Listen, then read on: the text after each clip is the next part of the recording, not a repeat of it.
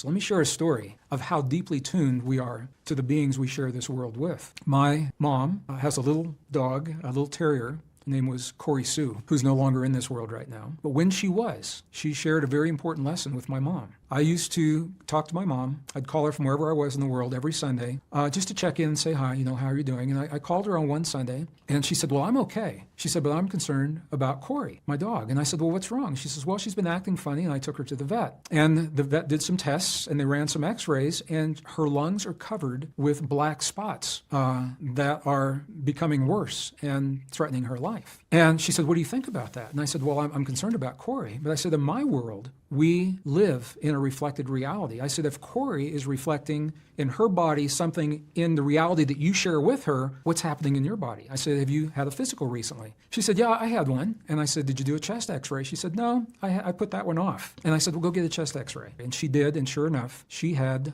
what turned out to be a malignant tumor on her lung. And after she recovered, we took Corey back to the vet and had her examined again. And when they did the x-rays, all of the black spots were gone from her lung. So she was reflecting a condition in my mom's body before my mom even knew it was present. And when we look closely, we find that this happens all the time. Our world is a reflection of our deepest beliefs and of the physical embodiment of those beliefs. And sometimes those around us, people and animals alike, they love us so deeply that they will take on and mirror the conditions that maybe we are not ready to see yet. And I'm sharing this story because we don't often hear about this. We're taught to believe that we're separate from our world, when in fact we are so deeply attuned and deeply connected to the world on both conscious and subconscious levels.